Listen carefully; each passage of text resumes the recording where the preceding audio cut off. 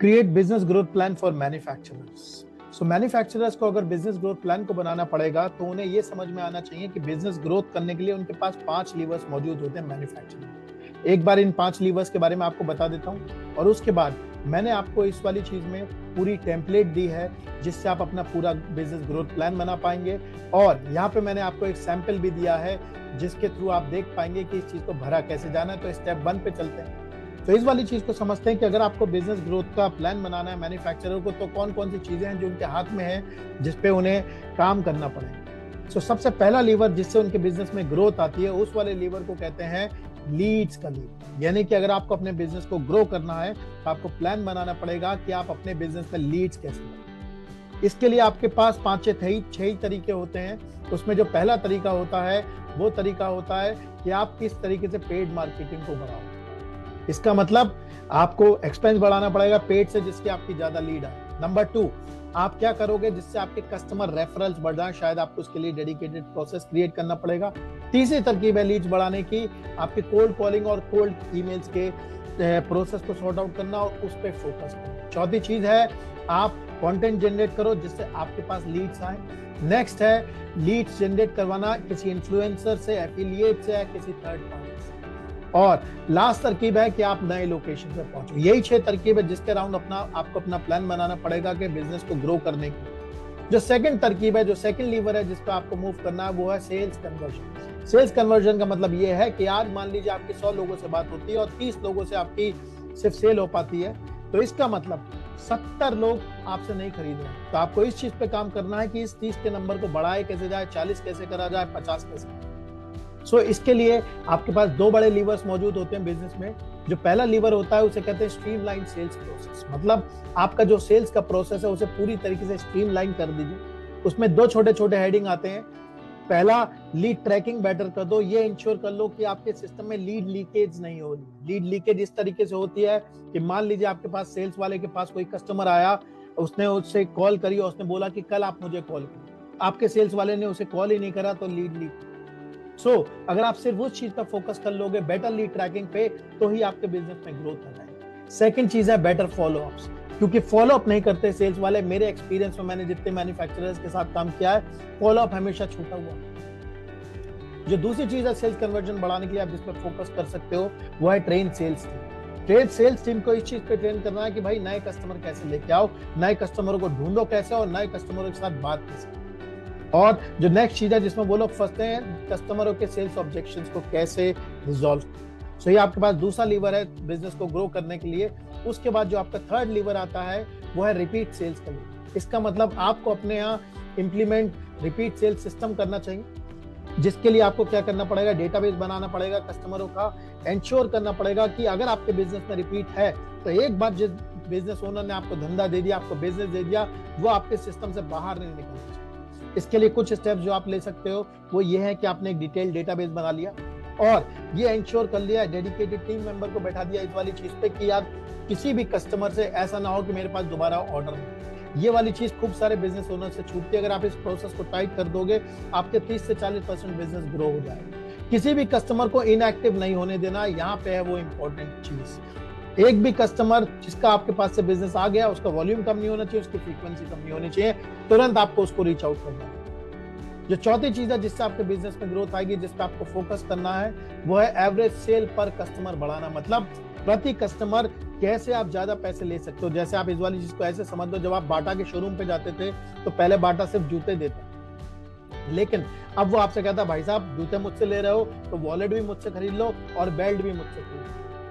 आप जब उसके पास जाते थे तो 1000 रुपए के सिर्फ जूते खरीदते थे, आज आप 300 रुपए की बेल्ट और 200 रुपए का वॉलेट भी खरीद लेते हो, तो 1500 रुपए। तो इस वाली चीज में आपको जो करना है वो ये वाली चीज देखनी है कि हम किस तरीके से क्रॉस सेल के ऑप्शंस बना सकते हैं। अपना एक ब्रोशर छाप लो, उसके अंदर सारे आर्टिकल्स, सारे प्रोडक्ट्स डाल दो और उसके बाद वो अपने कस्टमरों को भेज दो। आप नई सर्विसेज भी ऐड कर सकते हो और नए रिलेटेड प्रोडक्ट्स भी जोड़ सकते हो। ये वो आपका फोकस एरिया जो बिजनेस ग्रोथ के प्लान में आप लाना चाहिए। उसके बाद last but not the least, आपका बिजनेस तब ग्रो होगा जब आपकी प्रॉफिटेबिलिटी बढ़ेगी।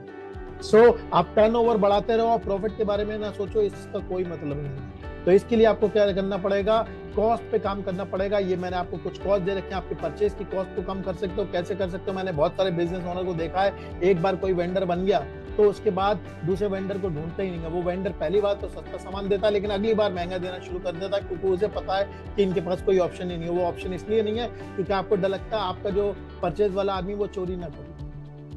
आपके पास कंसिस्टेंट टीम होनी चाहिए जो वेंडर्स को ढूंढते रहे, तो आपकी परचेज की कॉस्ट लो होगी।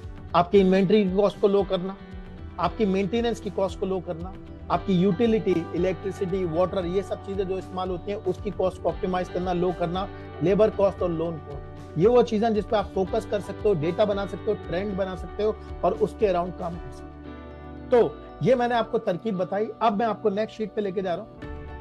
इस शीट में मैंने ये सारी चीजें लिख दी हैं कि आप लीड्स बनाने के लिए customer referral, paid marketing, content marketing, ये आपके सारे तरीके हैं जो आपको इस शीट में मिलेंगे। अब जो आपकी थर्ड शीट है बिजनेस ग्रोथ प्लान की शीट, इस वाली शीट को समझा देता हूं आपको इसमें करना क्या है, क्योंकि ये है वो चीज जो आपको करनी है ये सारी कहानी सुनने के बाद। तो आप देखोगे यहाँ पे आपको सबसे पहला जो कॉलम मिलेगा वो है बिजनेस ग्रोथ प्लान।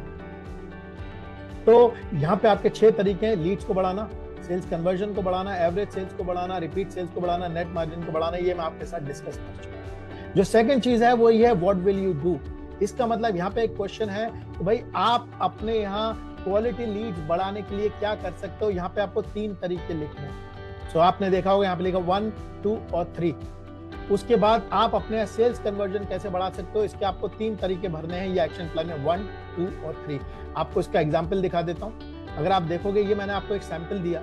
तो मान लीजिए मेरा बिजनेस है, मेरे बिजनेस में मैं अपने आप से ये वाला सवाल पूछ रहा हूँ कि भाई क्वालिटी लीड्स कैसे बढ़ाऊंगी। तो आप देखो मैंने यहाँ पे एक्शन प्लान में लिख रखा है कि मैं अपने यहाँ क्वालिटी लीड्स बढ़ाने के लिए पेड प्रमोशन बढ़ा सकता हूँ। उसके बाद मैं ज्यादा यूट्यूब का कंटेंट प्रोड्यूस कर सकता हूँ, मैं दूसरे वाले इन्फ्लुएंसर के साथ कोलैबोरेशन कर सकता हूँ, मैं सेल्स कन्वर्जन बढ़ाने के लिए सेल्स का रिजेक्शन एनालिसिस कर सकता हूँ कि भाई मेरे यहाँ सेल्स में रिजेक्शन क्यों हो रहा है, अपने सेल्स के प्रोसेस को स्ट्रीमलाइन कर सकता हूँ, ट्रेन कर सकता हूँ सेल्स। तो ऐसे आपको अपने हर लीवर पे 1 बाय 1 जाना है और इस वाली चीज में 3 तरीके लिख देने हैं। आपको एक चीज से सावधान करना चाहता हूँ, आपको जो दिमाग है वो आपको रोकेगा आगे बढ़ने से।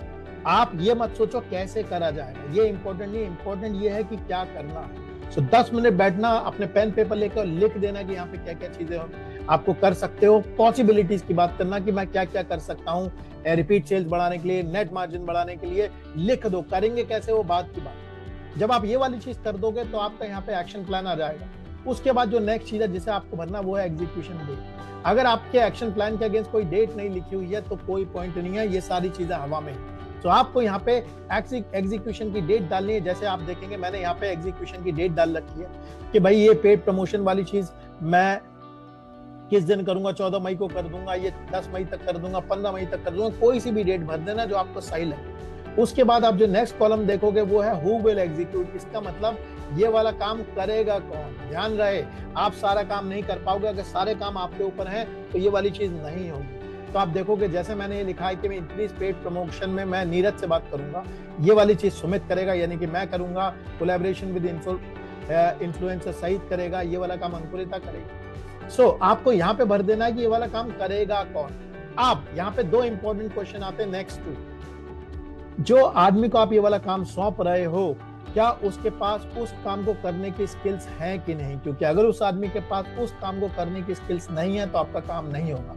तो यहाँ पे आपको बेसिकली यस और नो भरना। जैसे मैंने इस वाले काम में कहा भाई पेड प्रमोशन ये काम मैं नीरज को दूंगा, तो मेरा जो क्वेश्चन है क्या नीरज के पास इस काम को करने की स्किल्स हैं, इसका आंसर यस होना चाहिए, क्योंकि अगर नहीं है तो ये काम नहीं होने वाला। और दूसरी चीज क्या इसके पास इस वाली चीज को करने का टाइम है, तो यस। तो आप यहाँ पे देखोगे अगर मैं इस वाले आपकी रो नंबर अगर आप 5 देखोगे मैंने रिजेक्शन एनालिसिस में अंकुरिता का नाम लिखा है और इसके नीचे इन सेल्स प्रोसेस में ये मैंने लिखा है सुमित।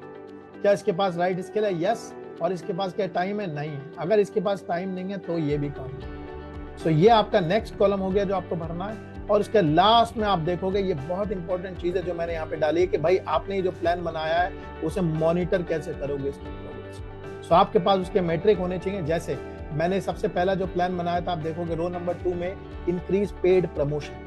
तो इस वाली चीज को मैं मॉनिटर कैसे करूंगा? ऐसे मॉनिटर करूंगा कि मैं जो मेरे एड कैंपेन्स चलेंगे फेसबुक पे उसकी प्रोग्रेस देख लूंगा, भाई उससे मेरे यहाँ लीड्स बढ़ी कि नहीं बढ़ी और कितने पैसों में बढ़ी।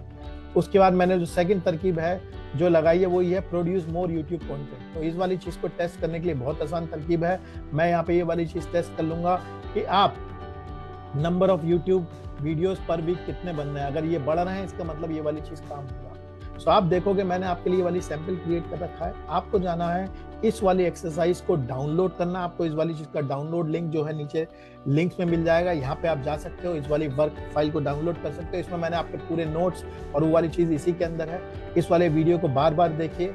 आप एक बोलने से कुछ नहीं होगा, देखने से कुछ नहीं होगा, इस पर एक्शन लेना होगा।